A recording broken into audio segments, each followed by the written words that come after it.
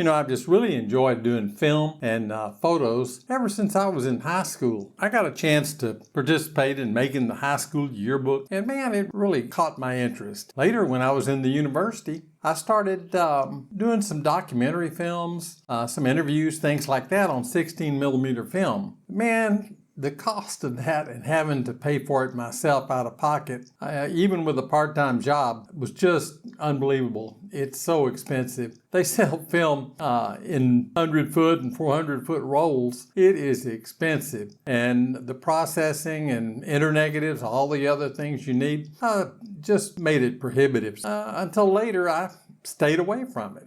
I really didn't get involved in filmmaking until later. Kind of midway through my career, I got back into it a little bit with some catalog production and some films that supported that kind of work. That was fun. I think I never really made much money at it. I got back involved in it a little later in life with a company that I was involved with and got to shoot some 16 millimeter, had some really nice equipment. But again, it just didn't last. I wound up not really able to do the things I wanted to do. The company pretty much controlled what I did because they controlled the purse strings on that one. And then later in life, I found YouTube. What an opportunity that was. And it only took digital equipment, which was so much cheaper to shoot with than what I had experienced with the film. I could shoot a film and then shoot it over, and it would not cost me any more. Just a few little bits and bytes on an SD card. So I really got interested in YouTube probably around 2015, I guess. I think they'd been in business quite a while since then. There were a lot of people already doing it. So I decided maybe that would be something I'd do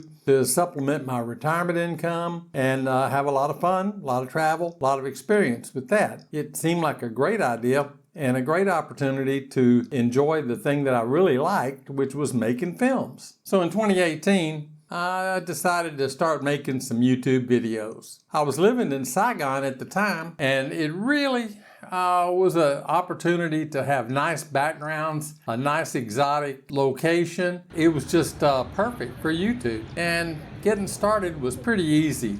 There were a lot of things to make stories about in Saigon and in Vietnam. One of the things I had to do was promise my wife, Rhea, that I wouldn't spend so much money on equipment and gear if I didn't make any money. Basically, any money that I made on YouTube would go into a pool for me to buy more YouTube gear. Other cameras, lenses, things like that, audio equipment. I started off with about $1,000 investment. I figured that after I got monetized, I'd make quite a bit of cash, extra cash that I could either use for equipment or part of my retirement income. After we got monetized, which took a while, we finally started making little money with our YouTube work. And the 1 year I made nearly $1,000 extra, which I put in our fund for equipment and upgrading our audio and tripods, support equipment, gimbals, things like that. It didn't go very far, but it definitely intrigued me and made me want to make more videos. Then came COVID, and man, when that hit, things went crazy. For a while, my income and my video views and things went way up, and then they just dropped off, like off a cliff. I don't know if that was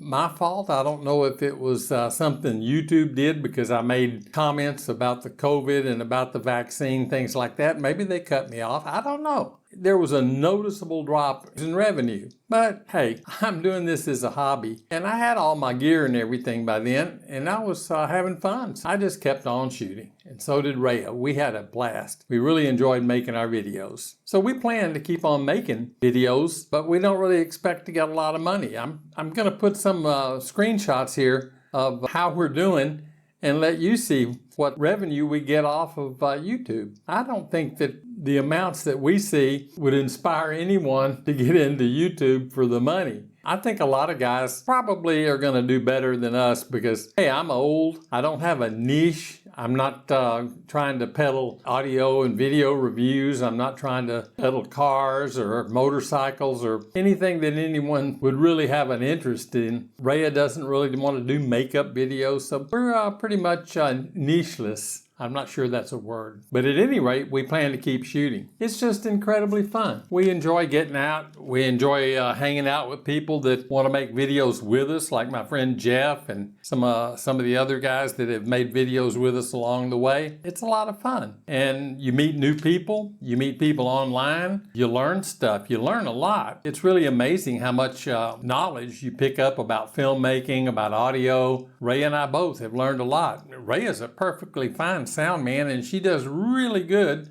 with shooting video for me. So I can be in the video and Rhea can shoot, and we do pretty good like that. She's way better than a camera assistant, that's for sure. She's a shooter. And you know, like I said, we never expected to get rich making these videos, but we kind of did expect to make a little bit more than we're making. And that's why I'm going to share this stuff with you. I think that when you see what we get for making videos, maybe you'll appreciate the channel a little more. It's really kind of pathetic. Probably anybody else that had this poor a result would just quit. But for us, it's a hobby. It's something to do. It gets us out of the house. It gets us traveling. We go a lot of places that we wouldn't go if we weren't shooting these videos. It's worth it for that. And we really don't have to invest a lot of money in it. I've already got all my equipment. Occasionally I'll add to my gear, but usually not much. Everything works pretty well. And we can do what we want to do with the equipment we've got. Of course, I'd like to be making a lot of money, and I'd like to have people send me equipment to review and then let me keep it. All that would be really great, but it just doesn't look like it's going to happen because, as I said, I'm nicheless. Maybe that is a word. I don't know. In the meantime, I hope you enjoy our videos. We sure enjoy doing them for you and are going to keep it up as long as we can. We've got new stuff coming out. We've got a series coming out on fashion here in the Philippines. We've got a few videos that I wanted to make about politics, all in the works. And we definitely hope that you'll stick around and enjoy it. Also wish you'd subscribe. I've got so many people that view and don't subscribe. Sure would be nice if you would. Doesn't cost anything, of course. Subscribing to the channel, hitting like when you do, leaving a comment when you don't. I appreciate all that. This is JR. The TechSpat, OTG, saying thanks for watching. That's the end.